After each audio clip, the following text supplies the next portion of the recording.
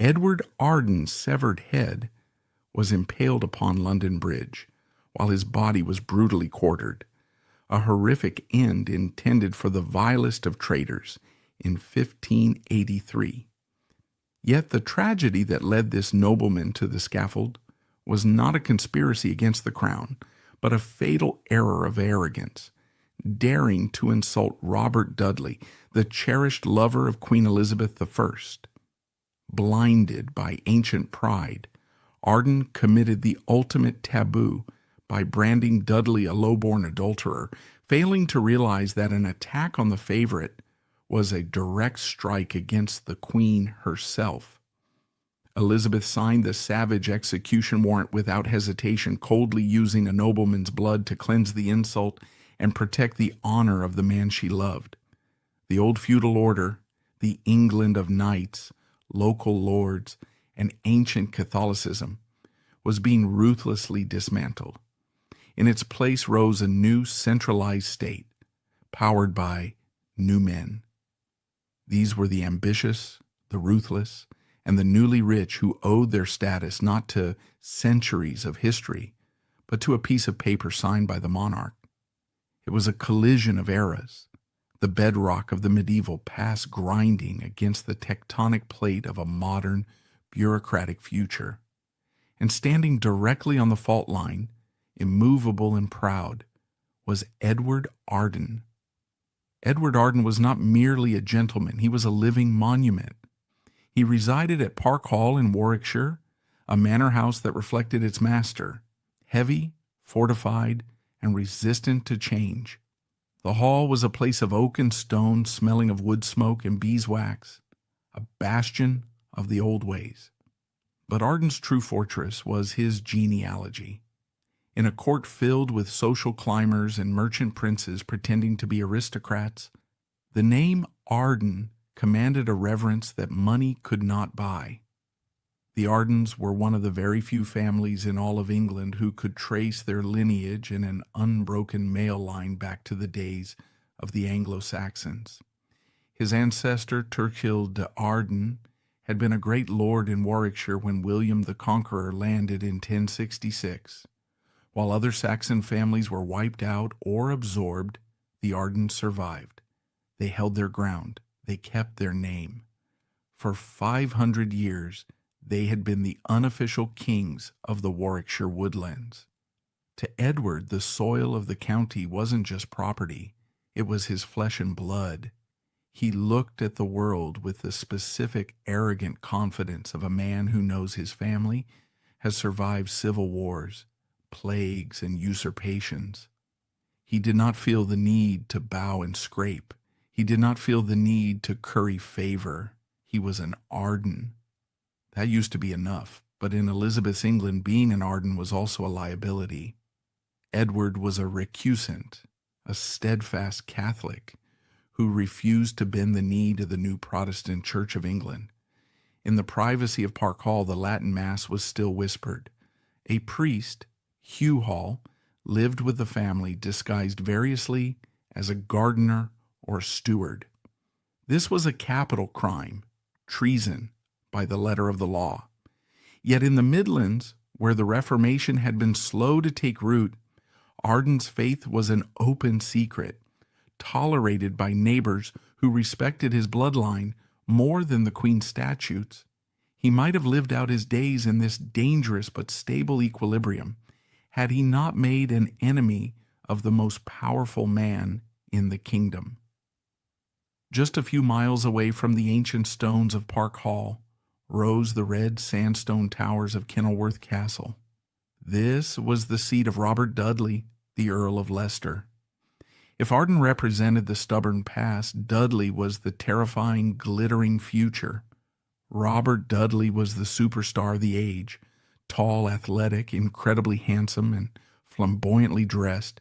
He was the Queen's sweet Robin. He was the master of the horse, a privy councillor, and the recipient of vast monopolies in lands. He was the sun around which the court orbited. But Edward Arden looked at Robert Dudley and saw filth. To a man of Arden's pedigree, Dudley was a parvenu, an upstart. a man of no breeding who had risen too high, too fast. The Dudley family history was a catalog of treason and overreach. Robert's grandfather, Edmund Dudley, had been executed by Henry VIII for extortion. Robert's father, the Duke of Northumberland, had been beheaded for trying to steal the throne for Lady Jane Grey. Robert himself had narrowly escaped the axe, spending his youth in the Tower of London. Arden viewed Dudley not as a peer, but as the son and grandson of traitors, a man whose coat of arms was painted over the stain of blood. Arden looked at the massive expansion of Kenilworth, the new towers, the vast man-made lake, the deer parks, and he didn't see grandeur. He saw theft. He saw a man compensating for his lack of history with an excess of gold. It was a clash of values that was destined to turn violent. The man who was the land versus the man who owned the land. The tension between Park Hall and Kenilworth began as a simmer, a neighborly dispute that festered into a blood feud. It started, as these things often do, with boundaries. In the early 1570s, Dudley began aggressively expanding his estates. He wanted more timber for his buildings, more land for his hunting parks. He began to encroach on the common lands and the rights of the local gentry. Most men in Warwickshire, terrified of the Queen's favorite, bowed their heads and accepted the encroachment. They sold their rights for a pittance or simply moved aside. Edward Arden did not. Arden launched a legal war. He sued the Earl of Leicester. It was a breathtaking act of defiance. Imagine a small-town mayor suing the Prime Minister in a court system the Prime Minister controls. Arden wrote furious letters, contesting boundaries, arguing over timber rights, and publicly calling Dudley a tyrant who trampled on the ancient liberties of the English gentleman. He referred to Dudley's actions as oppression. He refused to be bought out. He refused to be intimidated. For Dudley, this was more than an annoyance. It was a humiliation. Dudley was a man of immense vanity, deeply insecure about his family's traitorous reputation. He craved the validation of the old nobility. He wanted to be accepted as the great lord of the Midlands. And here was Edward Arden, a man with less money but better blood, treating him like a common thief. Arden was a living reminder of everything Dudley lacked: authenticity. The simmering pot boiled over in the summer of 1575. This was the year Robert Dudley played his greatest hand.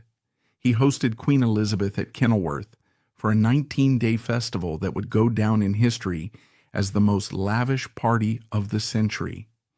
It was a final, desperate attempt to woo the Queen into marriage. Dudley pulled out all the stops. He built a floating island on his artificial lake. He commissioned fireworks that sounded like thunder. He hired actors, poets, and musicians. The cost was astronomical, enough to bankrupt a small nation. To ensure the spectacle was perfect, Dudley issued a summons to the local gentry of Warwickshire. He invited them to attend the Queen, to form a guard of honor, and to participate in the pageantry. But there was a condition. The local gentlemen were expected to wear Dudley's livery. In the feudal world, livery was a uniform, a coat or a badge bearing the lord's crest. In this case, it was the bare and ragged staff, the ancient symbol of the Earls of Warwick that Dudley had appropriated. To wear a man's livery was a legal and symbolic act of submission.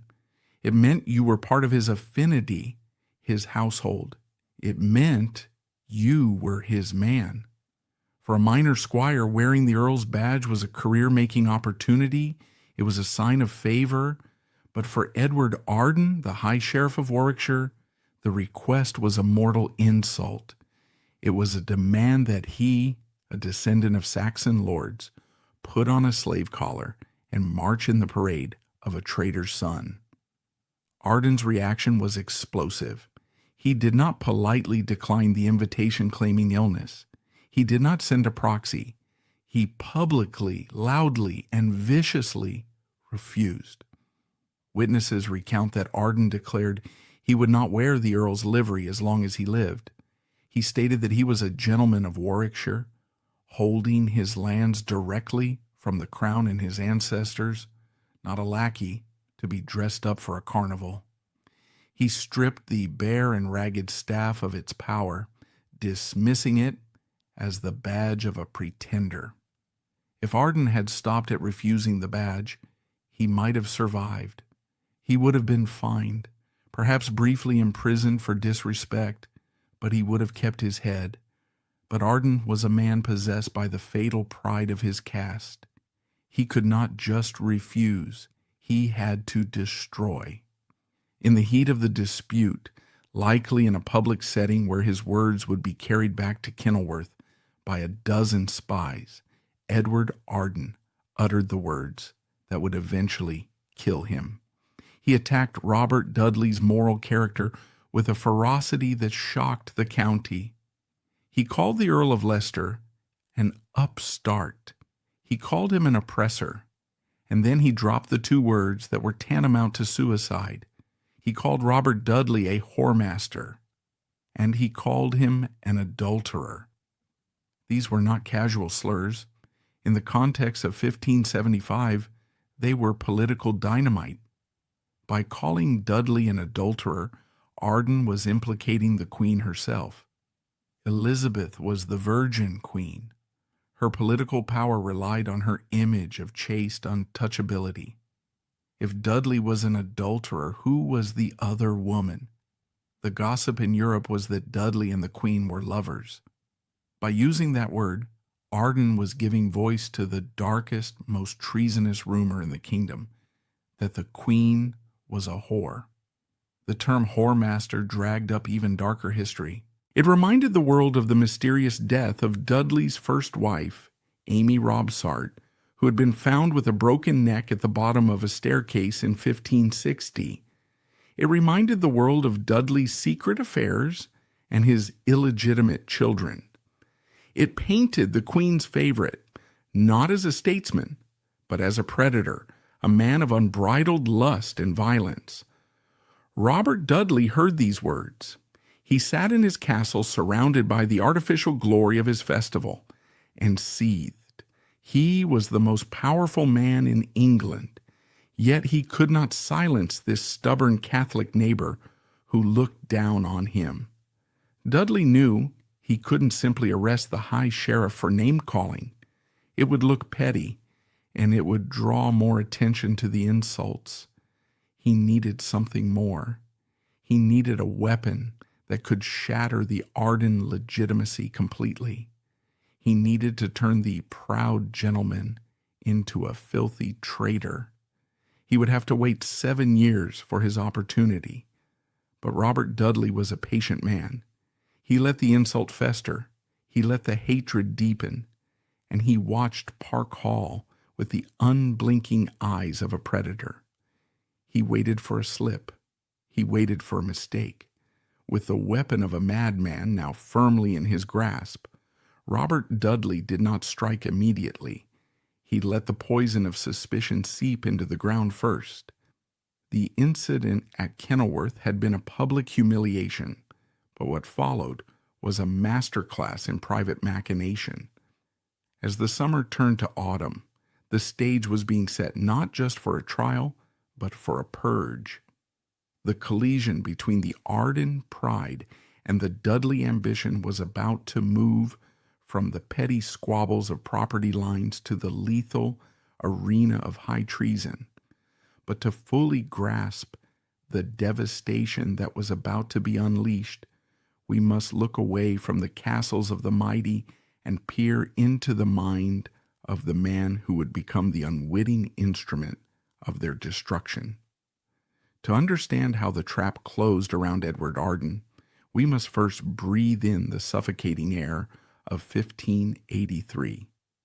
It was a year where the very atmosphere of England seemed charged with static electricity, waiting for a spark. The kingdom was on edge. The Throckmorton plot, a conspiracy involving foreign invasion and the liberation of Mary, Queen of Scots, was unraveling in the shadows. Sir Francis Walsingham, the Queen's spymaster, was intercepting letters, cracking codes, and turning servants against their masters. Paranoia was the currency of the realm. In Warwickshire, the Catholic gentry lived in a state of suspended animation. They attended their secret masses with the curtains drawn. They spoke in code. They knew that the old faith was dying, strangled by fines and the relentless pressure of the Anglican Church. But in the house of Edward Arden, defiance still burned. Arden, secure in his ancient lineage, believed himself immune to the paranoia of the capital. He believed that the law required proof of a crime, not just proof of a belief. He was tragically mistaken. The state did not need a crime, it needed a scapegoat. And in October of that fevered year, the scapegoat appeared, walking down a muddy road, mumbling to himself. John Somerville was a young man of 23. He was well-born, the master of Edstone Hall, and married to Margaret Arden, the daughter of Edward Arden. By all accounts, he should have been a happy, prosperous country squire. But inside John Somerville's head, a tempest was raging. Contemporary records describe him as distracted, furious, and plagued by heady thoughts. In the modern lexicon of psychiatry, we would likely recognize the onset of severe schizophrenia, or perhaps a manic depressive episode triggered by the intense religious pressure of his environment. He was a devout Catholic living in a world that called his God a lie. He was surrounded by whispers of martyrdom and apocalypse. His mind, fragile and porous, absorbed the political tension of the era and twisted it into a divine command. By the autumn of 1583, Somerville was no longer living in reality. He spent his days pacing the halls of Edstone, muttering about serpents and vipers. He stopped sleeping. He became convinced of a terrifying singular truth. Queen Elizabeth was not merely a heretic monarch. She was the Antichrist. She was the beast of Revelation. And he, John Somerville, had been chosen by God to strike her down. The break came on October 25th. It was a gray, damp morning. Somerville woke with a clarity that only madness can provide. He did not pack a bag. He did not saddle a horse. He did not gather provisions or coin for the journey. He simply dressed, took a rusted sword from the wall, and walked out the front door. His destination was London, over 100 miles away. Consider the absurdity of this. A true assassin, a Jesuit agent, or a political conspirator would have moved in silence. They would have ridden fast horses, changed disguises, and used safe houses. Somerville did none of this. He walked. He was a lone figure trudging through the Warwickshire mud, his eyes fixed on a horizon only he could see. As he walked, the pressure in his mind spilled out of his mouth. He began to shout at the empty fields. He wasn't whispering treason. He was broadcasting it. The journey was a slow-motion disaster. Somerville stopped at inns along the road, not to rest, but to preach. At a tavern in Oxfordshire, he terrified the patrons. He didn't speak of politics, he spoke of blood. He pulled out his rusty sword and swung it at invisible enemies. He declared to a room full of strangers that he was going to the court to shoot the Queen. He used the specific word dag, a heavy, short-barreled pistol that was the weapon of choice for assassins. "I will go up to the court and shoot the Queen through with a dag," he screamed, his voice cracking with hysteria. "I hope to see her head set upon a pole, for she is a serpent and a viper." This was not a plot. This was a breakdown. The people who saw him didn't see a threat to the state. They saw a sick boy who needed to be chained up for his own safety. But in the climate of 1583, Even the ravings of a lunatic were dangerous. The end of his journey came at a small inn near Einho. Somerville, exhausted and feverish, attacked a group of Protestant bystanders. The local constable was summoned. It didn't take an army to subdue him, just a few strong hands to wrestle the sword away. They bound him and threw him in the local jail. At this point, the story should have ended. Somerville would be tried for disturbing the peace, perhaps locked away in a madhouse or executed locally for his seditious words. It was a tragedy, but a minor one. But then the report was sent to London. The report landed on the desk of the Privy Council. It was read by men like Walsingham and, crucially, the Earl of Leicester, Robert Dudley. Dudley scanned the details. A man shouting about killing the Queen, a Catholic, a madman. Then his eyes fell on the name, John Somerville of Edstone.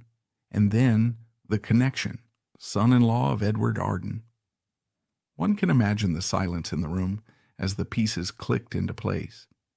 Dudley had been waiting 7 years to destroy Edward Arden. He had swallowed the insults about being a whoremaster and an adulterer. He had endured the lawsuits and the public defiance. Now fate had handed him the perfect weapon. The narrative was constructed instantly. The state's logic was cold and absolute. A young man does not simply wake up one day and decide to kill the Queen. He must be influenced. He must be groomed. Who groomed him? Who was the patriarch of his family? Who was the staunch Catholic who hated the Queen's favorite? Edward Arden. The order was given. This was no longer a matter of a lone lunatic. This was a popish plot. The machinery of the Tudor state, efficient and brutal, turned its gaze toward Park Hall. It was early November when the soldiers arrived at Park Hall. They did not knock. They came with warrants for high treason. Edward Arden was likely at dinner or in his study when the doors were breached. The sanctuary he had built, the house that had stood since the Middle Ages, was suddenly filled with the boots of the Queen's Guard. They tore through the rooms, ripping tapestries from the walls, smashing chests open, searching for the non-existent invasion plans or letters to the Pope. They found nothing of the sort. They found only rosary beads, a few Catholic prayer books, and the vestments of a priest. They arrested everyone. They took Edward Arden, the proud lord who had refused to bow. They took his wife, Mary, a woman of noble birth. They took his daughter. And trembling in the corner, disguised in his gardener's clothes, they found the prize, Father Hugh Hall. The family was dragged from their ancestral home. They were not taken to the local jail in Warwick. They were marched to London. The journey was a public humiliation. Arden, who had once ridden these roads as High Sheriff, was now paraded in chains, the mud of the road splattering the clothes he had worn with such dignity. They were thrown into the Tower of London. The Tower was not just a prison, it was an interrogation factory. The lieutenant of the Tower, Sir Owen Hopton, was an expert in breaking men, but the target of their fiercest attention was not Edward Arden, not yet. Arden was too tough, too proud. He would deny everything until his dying breath. The weak link was the priest. Father Hugh Hall was an old man. He had spent years living in fear, hiding in attics and priest holes. He was frail. The interrogators knew that if they could break the priest, they could hang the Lord. They took Hugh Hall down to the lower levels, to the room where the instruments were kept. They strapped the old priest to the rack, a simple, brutal frame designed to tear a man asunder. As the levers turned, the wooden rollers pulled his body in opposite directions until the silence of the dungeon was broken by the sickening pop of dislocating joints. Shoulders first, then hips. Ligaments snapped like dry twigs. They asked him about the plot. "There is no plot," Hall gasped. Somerville is mad. They turned the handle. The questioning continued for days. They didn't want the truth.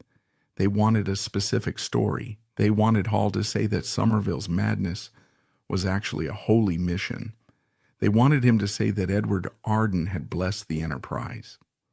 Under the agony of the rack, with his body broken and his spirit crushed, Hugh Hall finally gave them what they wanted.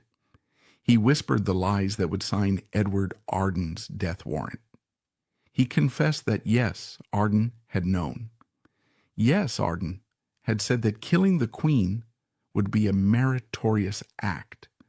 Yes, the madness of the son-in-law was a weapon forged by the father-in-law. The confession was scribbled down by a clerk. It was signed with a trembling hand. With the priest's confession in hand, the case was closed. It didn't matter that Somerville was clearly insane. It didn't matter that Arden had never left his house. The law of constructive treason was broad enough to catch them all. The indictment was drawn up. It charged that Edward Arden, Mary Arden, Hugh Hall, and John Somerville had compassed and imagined the death of the Queen. It claimed that they had conspired to kill and destroy Her Majesty and to subvert the estate of the realm. It was a masterpiece of legal fiction. It transformed a domestic tragedy into a national crisis. The trap was now perfectly laid. The madness of the son-in-law had been legally transmuted into the treason of the father-in-law, and the confession, extracted through the breaking of bones, provided the necessary script for the state to follow. Yet a confession in a dungeon is merely ink on paper. For the crown to make its point to the people of England, it needed a spectacle. The private agony of the Tower had to be dragged into the public light of the courtroom. As the winter fog settled over London, the machinery of justice began to grind toward its inevitable conclusion, moving the tragedy from the shadows of interrogation to the grand, terrifying theater of the Guildhall. On December 16th, 1583, the gray stone facade of London's Guildhall loomed out of the fog, swallowing the small procession of prisoners brought from the Tower. The Guildhall was the civic heart of the city, a place of banquets and commerce, but today it was a theater for the crown's vengeance. Inside, the great hall was packed. The air was thick with the smell of damp wool, unwashed bodies, and the sharp metallic tang of fear.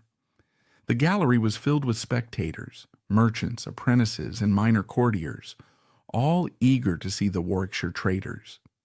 They had heard the rumors: a plot to shoot the Queen, a madman with a sword, a nest of popish vipers. They wanted blood. At the bar stood the accused, Edward Arden, gaunt and pale from weeks in the Tower's damp cells, his wife Mary, clutching a rosary, the broken priest Hugh Hall, who had to be supported because his limbs no longer worked properly, and John Somerville, whose eyes darted around the room, seeing demons in the rafters. The judges sat on a raised dais, robed in scarlet and ermine. Among them were men who knew exactly what was expected of them. They were not there to weigh evidence. They were there to deliver a verdict that had already been decided in the private chambers of Robert Dudley. The clerk of the crown stood to read the indictment.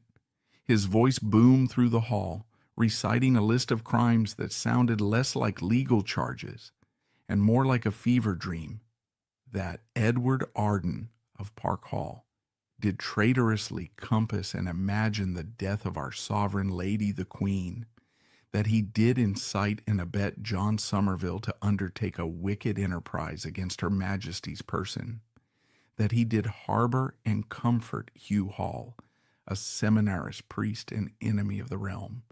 The core of the prosecution's case was a legal concept known as constructive treason.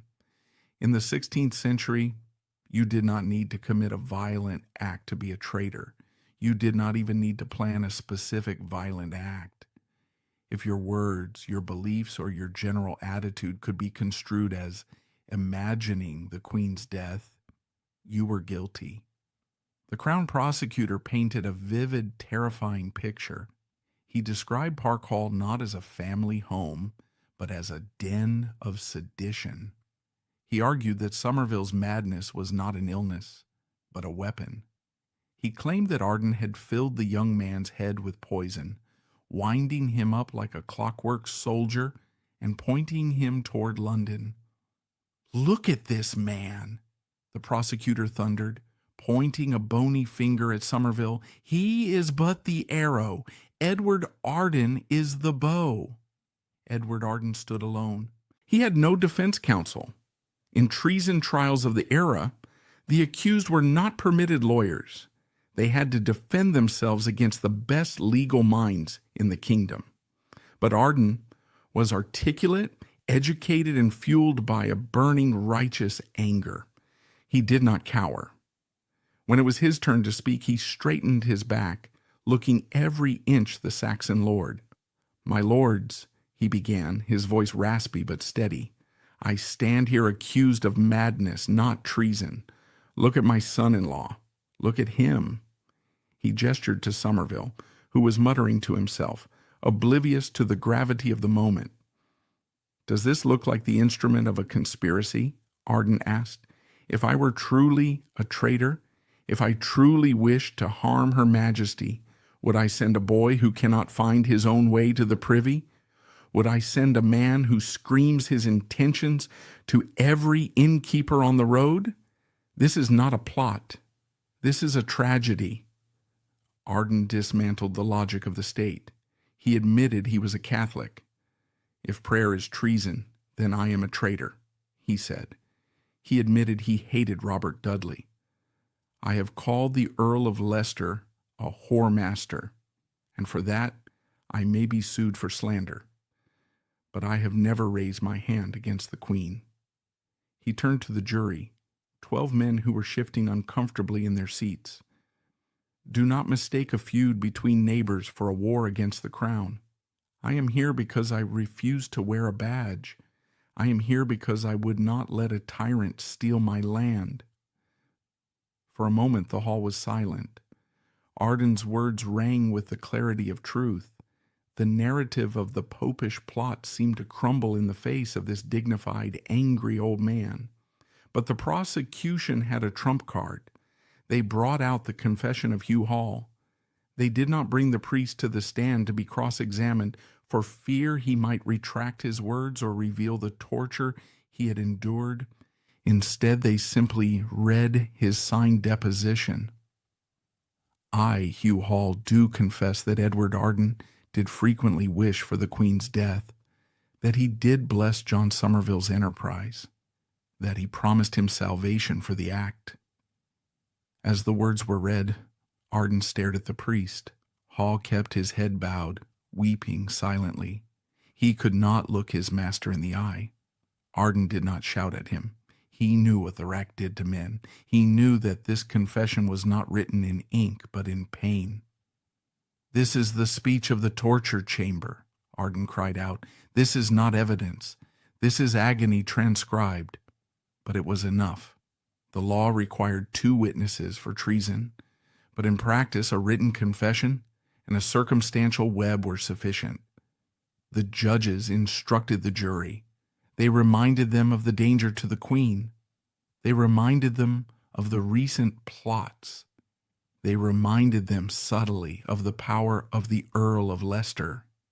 The jury did not deliberate for long. To acquit Edward Arden would be to accuse Robert Dudley of a frame-up. No man in that jury box was willing to risk his own neck for a stubborn Catholic squire. The foreman stood. He avoided Arden's gaze. Guilty. The word hung in the cold air like a guillotine blade. Guilty for Edward Arden. Guilty for Mary Arden. Guilty for Hugh Hall. Guilty for John Somerville. The sentence was pronounced immediately. It was the statutory penalty for high treason. "You shall be taken from this place to the prison from whence you came, and from there to the place of execution. You shall be hanged by the neck, cut down while you are yet alive. your privy parts cut off and burned before your face, your bowels taken out and burned, your head severed from your body, and your body divided into 4 quarters to be disposed of at her Majesty's pleasure. And may God have mercy on your souls." Mary Arden screamed. Edward Arden stood like a stone statue, his face a mask of contempt. He had expected this. He had known from the moment he refused the livery at Kenilworth that this day would come. The prisoners were taken to Newgate Prison to await their fate. The execution was set for December 20th. With the convenient death of John Somerville, the last unpredictable element of the drama had been removed. There would be no erratic outbursts on the scaffold, no raving contradictions to mar the solemnity of the state's vengeance. The narrative was sealed as tightly as the coffin of the young madman. Now only the final act remained, the physical destruction of the patriarch. As the long night in Newgate Prison gave way to a cold, iron-gray dawn, the focus shifted from the legal fiction of the courtroom to the brutal reality of the executioner's block. The time for words was over. The time for blood had arrived. The morning of December 20th, 1583, was bitter. A gray iron sky hung low over London, promising snow that would not fall, trapping the smoke of thousands of coal fires in the narrow streets. At the gates of Newgate Prison, the crowd had already gathered. They were not there for a celebration. They were there for the theater of death. Edward Arden was brought out in chains. He was not granted the dignity of walking to his death, nor the mercy of a cart. For a traitor, the punishment began the moment he left his cell. He was bound to a hurdle, a flat, rough wooden sled or wicker panel, lacking wheels, designed to be dragged directly over the cobblestones. He was laid on his back, his wrists tied fast. A horse was hitched to the front of the hurdle. When the beast lurched forward, Arden's head snapped back against the wood. The journey to Smithfield was a mile of torture. The sled scraped and bounced over the uneven streets, through the freezing mud and the filth of the open sewers. The crowd pressed in tight. Some jeered, shouting "Papist" and "Traitor." Others, seeing the white hair and the noble bearing of the man, fell silent, sensing that this was not a common criminal meeting his end. Arden stared up at the sky, his body bruising with every jolt. He passed the familiar landmarks of the city he had known as a gentleman, the shops where he had bought velvet, the inns where he had drunk wine. Now he was meat being dragged to the butcher. Smithfield was a vast open space, traditionally used for livestock markets and tournaments, but its most famous crop was human ash and blood. It was here that Bloody Mary had burned the Protestants. It was here that the state now purged its enemies. In the center of the square stood the gallows, 2 upright beams and a crossbar. Beneath it, a ladder. Beside it, a large fire was already roaring, the flames licking at a cauldron of boiling water. A butcher's block sat nearby, stained dark from previous uses. The executioner, a man whose face was hidden or averted, stood ready with his tools, a long knife, a cleaver, and an axe. Arden was untied from the hurdle. He stood up, shaking the mud from his clothes. He was bruised and stiff, but he refused the help of the guards. He walked to the foot of the ladder. A silence descended on Smithfield. The crowd waited for the dying speech. It was customary for the condemned to confess their sins, praise the Queen, and accept their punishment as just. This was the script the state required. Edward Arden tore the script apart. He climbed the ladder, his steps heavy but sure. He turned to face the sea of faces. He did not ask for forgiveness. He did not admit to a plot. "I call God to witness," his voice rang out, thin but clear in the cold air, "that I have never imagined the death of Her Majesty, nor any treason against her realm." He paused, his eyes scanning the crowd, perhaps looking for the agents of his enemy. "I die not for treason," he declared, "but for the envy of my enemy. I've offended no one but the Earl of Leicester. It is his hand that tightens this rope, not the law." It was a final act of defiance. Even with the noose around his neck, he was naming his killer. He was framing his execution not as justice, but as murder. The executioner did not let him finish. He kicked the ladder away. The drop was short. The rope snapped tight. Arden's body jerked violently, twisting in the air. But the order for a traitor's death was specific: to be hanged, drawn, and quartered. The hanging was not meant to kill, it was meant to torture. The knot was placed to strangle, not to break the neck. Arden kicked and thrashed, his face turning purple, his eyes bulging as he fought for air. The crowd watched the grim dance. He hung there for perhaps a minute, long enough to feel the terror of death, but not long enough to find the release of it. Then, at a signal from the sheriff, the executioner stepped forward and cut the rope. Arden fell to the ground with a heavy thud. He was gasping, choking, his chest heaving as he sucked in the freezing air. He was alive, fully conscious. This was the drawing. The executioner and his assistants pounced on him. They stripped him naked on the bloody straw. The fire roared nearby, the heat blistering his skin even as the cold wind bit at his back. The brutality that followed was ritualistic. It was designed to dismantle the man, physically, symbolically, and spiritually. First, the castration. The executioner took the knife and removed Arden's genitals. This was the symbolic end of his lineage, the destruction of his manhood, the final insult to the patriarch who had been so proud of his old blood. The severed parts were thrown into the fire before his still open eyes. Then, the evisceration. Because he had been cut down so quickly, Arden was awake for this. He felt the cold steel of the knife as it sliced into his lower belly.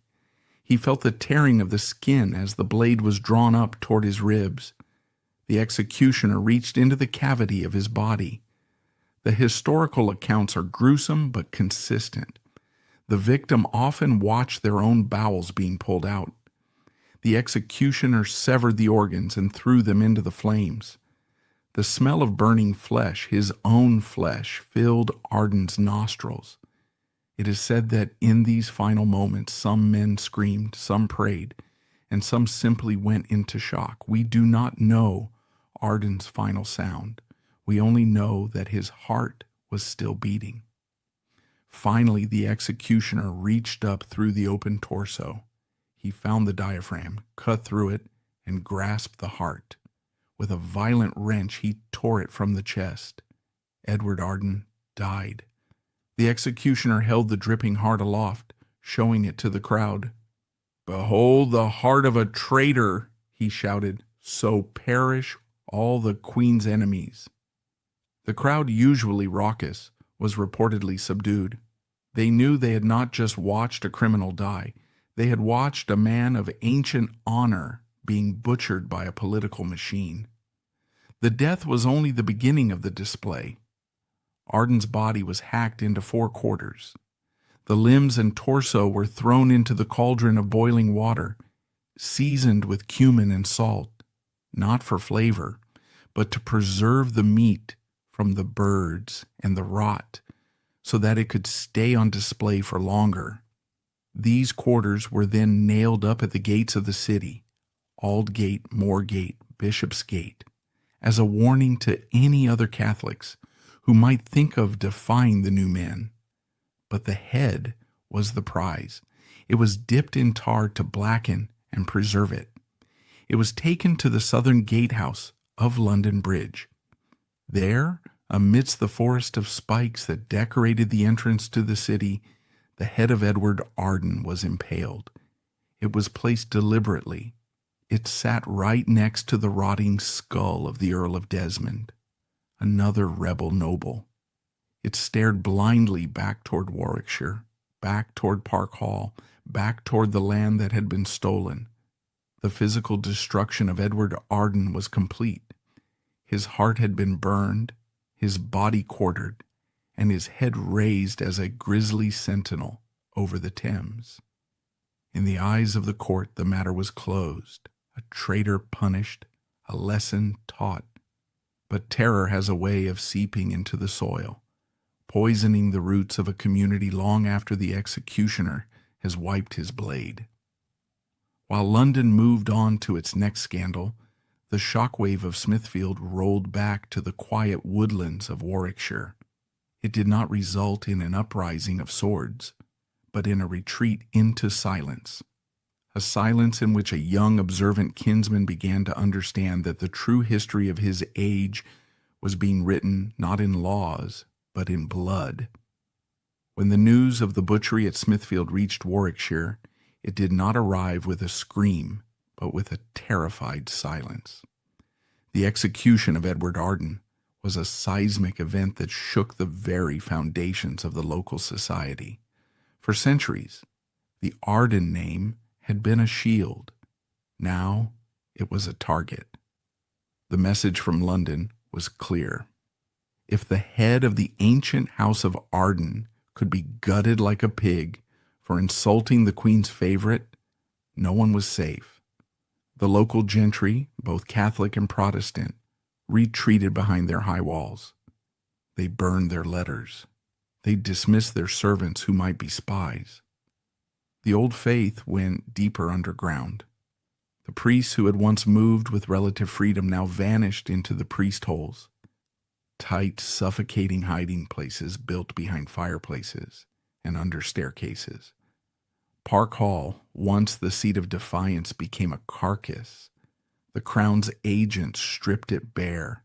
The tapestries, the silver, the livestock, everything of value was seized to pay for the costs of the trial and execution. The stone walls that Edward Arden had thought impregnable were now just a shell, echoing with the ghosts of a destroyed family. His widow Mary was left to wander the empty rooms, a living testament to the cruelty of the Earl of Leicester. While Robert Dudley sat in London, enjoying the fruits of his vengeance, the dirty work in Warwickshire was left to his local enforcer, Sir Thomas Lucy. Lucy is a crucial figure in this tragedy.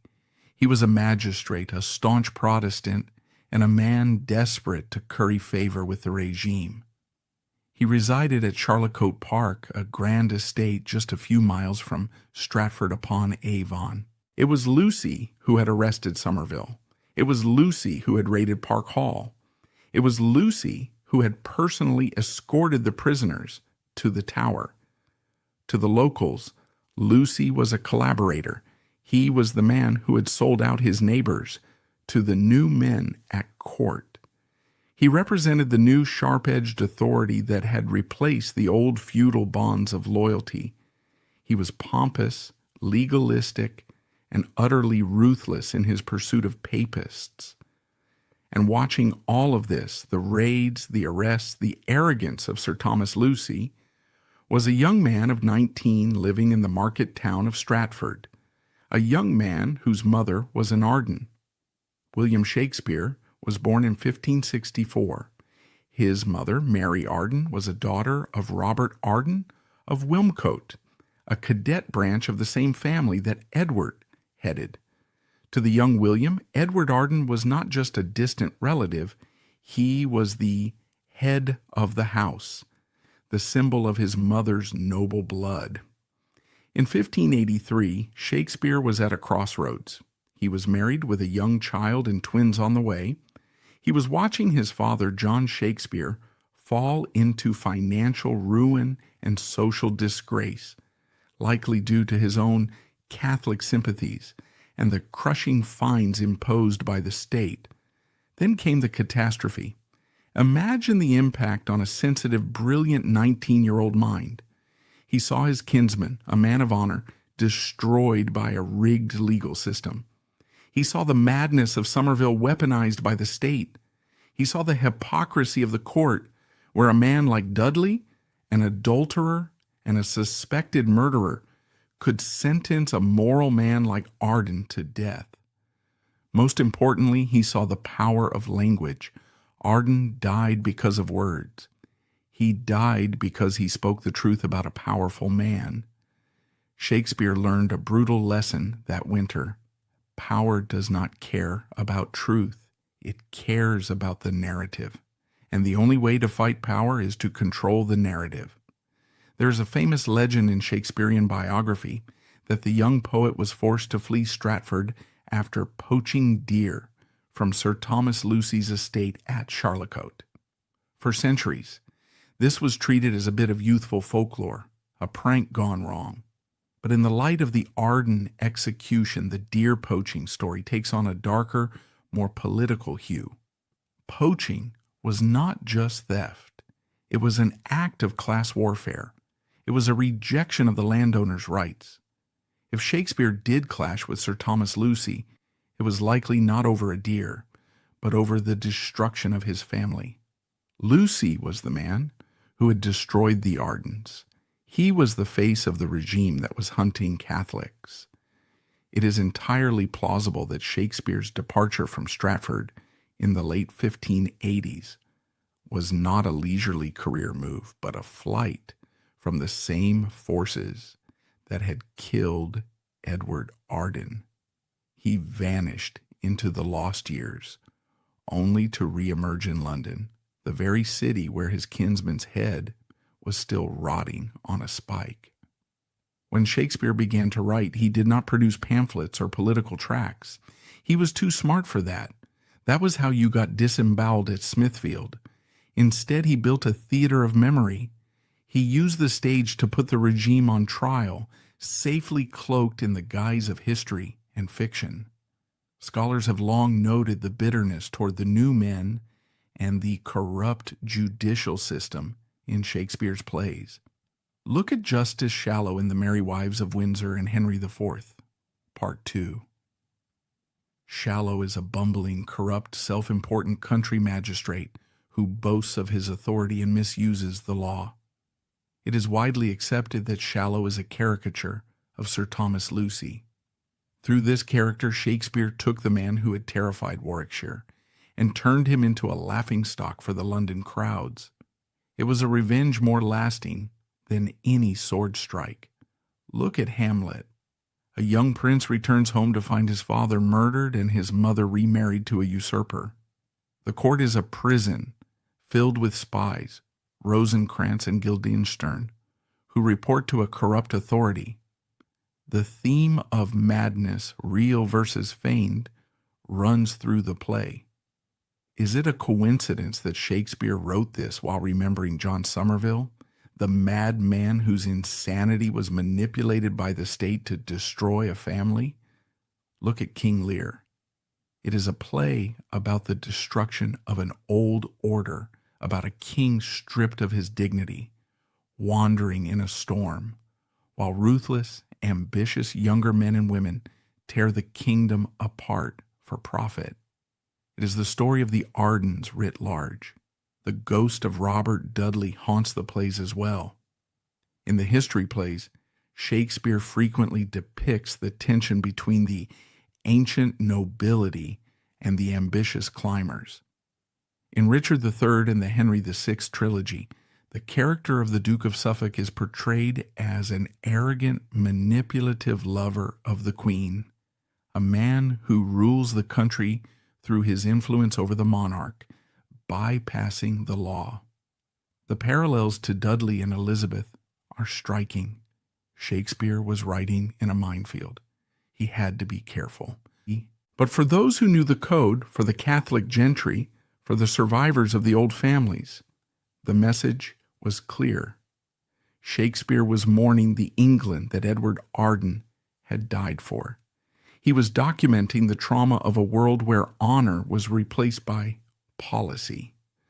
While Shakespeare began the slow alchemical process of turning his family's tragedy into art, the architect of that tragedy, Robert Dudley, was discovering that vengeance comes with a price. He had won the battle for Warwickshire, crushing the ancient Arden name under the heel of his influence. But he had underestimated the cosmic balance of justice.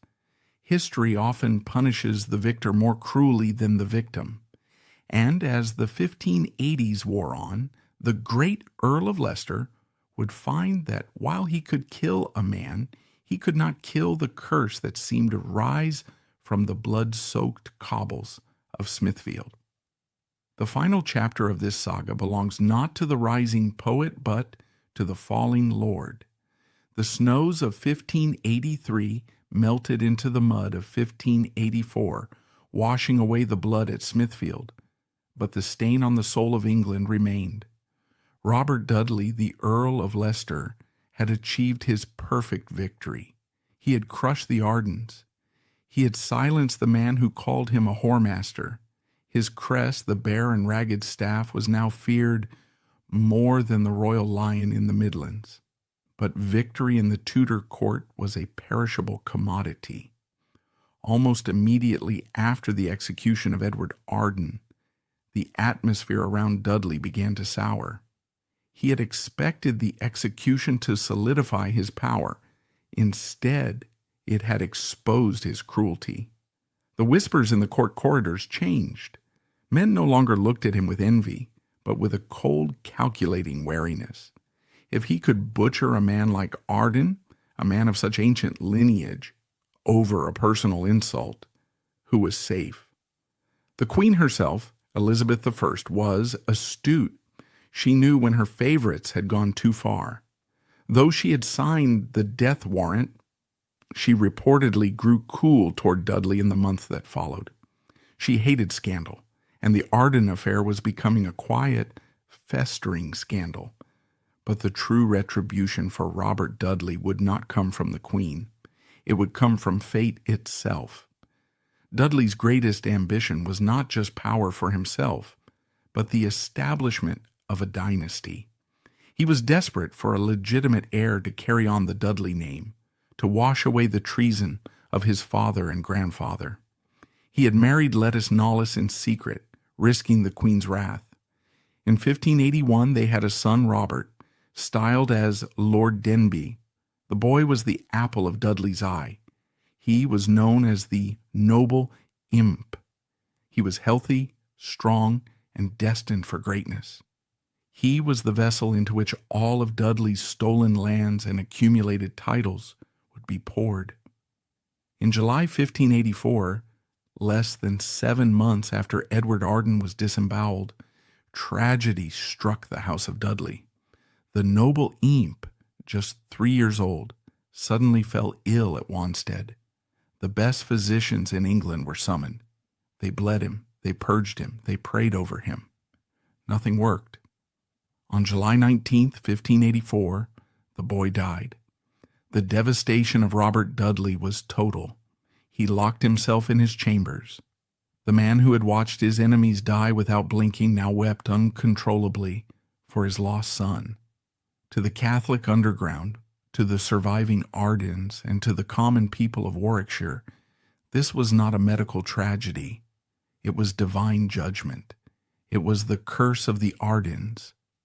They whispered that the blood of the innocent man at Smithfield had cried out to heaven, and God had taken Dudley's heir as payment. The bare and ragged staff was broken. Dudley would never have another legitimate child. The dynasty he had killed for, the legacy he had built on the ruins of the Arden family, died in a nursery in Wanstead. Dudley lived for another 4 years, but he was a hollow man. He threw himself into the war in the Netherlands, trying to regain his martial glory, but his campaign was a disaster of mismanagement and ego. He returned to England in 1587, older, fatter, and increasingly isolated. In 1588, the year of the Spanish Armada, he had a final moment of glory, riding beside the Queen at Tilbury. But as he traveled to Buxton to take the waters for his failing health, death found him. He died on September 4th, 1588, at Cornbury Park in Oxfordshire. It was a lonely death. He had no heir to hold his hand. His wife, Lettice, whom he had married for passion, was already moving on. She would marry a much younger man shortly after. When the news of his death reached the court, there was no great outpouring of grief. The queen locked herself away for a few days, keeping his last letter in her bedside box, marked his last letter. But the court moved on instantly. His massive estates were seized by the crown to pay his staggering debts. Kenilworth Castle, the site of the lavish party where Edward Arden had refused the livery, began its slow decline into ruin. The man who had tried to be king of the Midlands was gone. He left behind no dynasty, only a crumbling castle, and a reputation stained by the blood of his neighbors. While the House of Dudley collapsed, the women of the Arden family were fighting a different kind of war. Mary Arden, Edward's widow, was left in a desperate position. Her husband was a convicted traitor. By law, all his property was forfeit to the crown. She was homeless, branded, and destitute. But Mary Arden had the same steel in her spine as her husband. She did not fade away. She petitioned the crown. She used every connection she had left. She argued that the lands were entailed, that they belonged to the family trust, not to Edward personally, and therefore could not be seized. It was a long, grinding legal battle. She was fighting the very men who had killed her husband, but remarkably, she won concessions. She managed to recover some of the family lands. She secured a small inheritance for her remaining children. And then there was Margaret Somerville, the widow of the madman John. She was young, with children to feed. Her husband's suicide had technically saved his property from confiscation, since he wasn't convicted, but the state tried to seize it anyway. Margaret fought back. She navigated the treacherous waters of Elizabethan probate law, facing down the same judges who had condemned her family. These women were the unsung heroes of the aftermath. They rebuilt the foundations of the family brick by brick. They ensured that while the head of the family was gone, the body would survive. The name Arden did not die at Smithfield. It went dormant like a seed in winter. The male line of Edward Arden continued, though diminished. His son, Robert Arden, eventually regained Park Hall, but the family never recovered its former glory. They remained quietly Catholic, paying their fines, staying out of politics, living in the shadow of the great tragedy. But the true resurrection of the Arden spirit happened in a different sphere entirely. We return to the young kinsman, William Shakespeare. In 1596, 12 years after the execution, William Shakespeare's only son, Hamnet, died at the age of 11. It was a crushing blow, mirroring the loss of Dudley's son. But unlike Dudley, Shakespeare had a way to transmute his grief into immortality. Shortly after his son's death, Shakespeare applied to the College of Arms for a coat of arms for his father, John. This was a significant move. It was an attempt to restore the gentle status of the Shakespeare family. The design he chose is telling. It featured a gold spear on a black bend, but it was the impaling, the combination with the mother's arms, that mattered. He requested to quarter his arms with the arms of the Ardens of Park Hall. The College of Arms dithered. The Ardens were traitors. Associating with them was still dangerous. But Shakespeare persisted. He wanted the world to know that he was of that blood. He wanted the badge of the traitor to be elevated to the badge of the gentleman. Although the quartering was never officially finalized in the records, likely due to political caution, Shakespeare used the Arden connection throughout his life to assert his status. He was not just a player, he was a gentleman of Warwickshire. He was an Arden. As the 1590s turned into the 1600s, the plays of Shakespeare began to conquer London, and in those plays the ghosts of 1583 kept walking. In As You Like It, the setting is the forest of Arden. To a London audience, this was just a pastoral setting, a fairy tale wood. But to William Shakespeare, the forest of Arden was real. It was the ancient woodland of his mother's family. It was the land that Edward Arden had died to protect. In the play, the good Duke Senior is banished to the forest by his usurping brother Duke Frederick. The rightful ruler is forced to live in exile, in the woods, with a band of loyal followers. Hath not old custom made this life more sweet than that of painted pomp? Are not these woods more free from peril than the envious court? It is a direct echo of the Arden philosophy. The court is envious and dangerous. The woods, the ancient land, are the place of truth and old custom. Shakespeare was rewriting the reality of Warwickshire. In his play, the usurper repents and the rightful duke is restored. It was the happy ending that Edward Arden never got. The execution of Edward Arden was a pivot point. It marked the definitive end of the medieval order in England, the moment when the central state proved it could crush the local feudal lords. But it also proved the limits of that power. You can kill a man. You can spike his head on a bridge. You can steal his land, but you cannot kill the story. The story of the Warwickshire Terror traveled. It was whispered in the inns of London. It traveled to the recusant colleges in France and Rome. It became a martyrology. And through the alchemy of Shakespeare, the trauma of that winter was sublimated into the greatest art the world has ever seen. The anxiety, the paranoia, the madness, the injustice, it all found a home in Hamlet, in Lear, in Macbeth. Edward Arden died a traitor's death. But today, millions of people who have never heard of Robert Dudley or the Earl of Leicester know the name Arden. They know it as the forest of imagination. They know it as the maiden name of the bard's mother. The bare and ragged staff is a museum piece. The Arden name is living art. In the end, the head on the spike had the last laugh. Edward Arden's quarters were eventually taken down. His remains were gathered by the faithful and buried in secret, likely in the grounds of Park Hall or a nearby chapel. There is no grand monument to him, but in the shadowed corners of the Warwickshire churchyards, where the yew trees grow thick and ancient, the locals still whispered the story for generations. They told of the man who refused the badge. They told of the mad boy who walked to London. And they told of the priest who broke on the rack. It was a story of resistance.